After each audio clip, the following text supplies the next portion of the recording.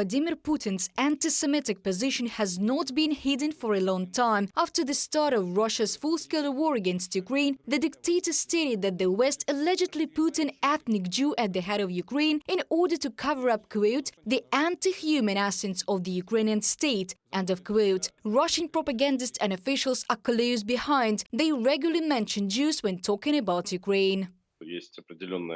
There is a certain KGB tradition and Putin follows it. At the same time, he very clearly separates the business issue from the issue of everyday anti-Semitism. He actively grandstands. But in Russia there is now enough anti-Semitism. There are many manifestations. You can look at social networks, for example. This happens there all the time.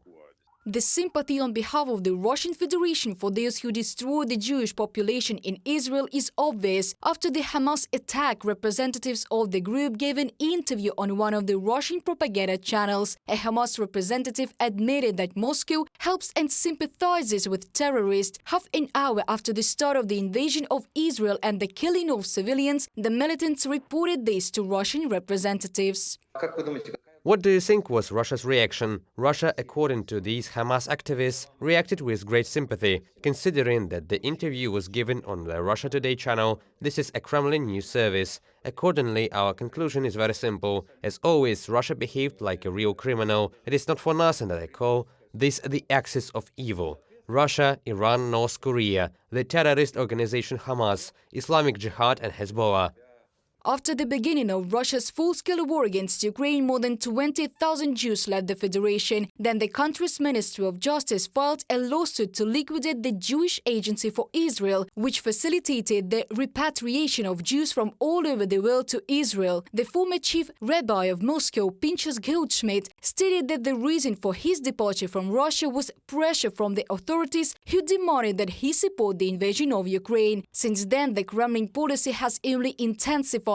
The Russian Federation has still not even expressed condolences to Israel. There was not a single word of sympathy. They expressed concern because they are exactly the same as Hamas. Because the pictures of this route from Kibbutz Reim, where dozens of shot cars were parked, burned corpses were lying near the road, completely reminded me of the picture of the Zhytomyr highway from February-March 2022, one-on-one.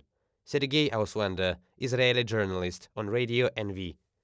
The entire civilized world comes out in support of Israel and Ukraine. United States President Joe Biden said assistance to these two countries was a priority today. During his visit to Israel, U.S. Secretary of State Antony Blinken said that the main thing now in the Israeli conflict was to prevent a second and third front.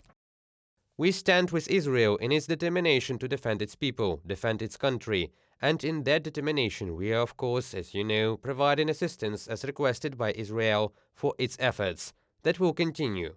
The message that I bring to Israel is this. You may be strong enough on your own to defend yourself, but as long as America exists, you will never, ever have to.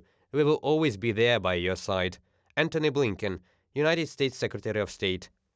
The UK will also send assistance to Israel, the government reported. The state will send troops to the eastern Mediterranean, and British planes, ships and helicopters will monitor threats to stability in the region. Reported by Diana Kolesnik, Victoria Smirnova, UATV News.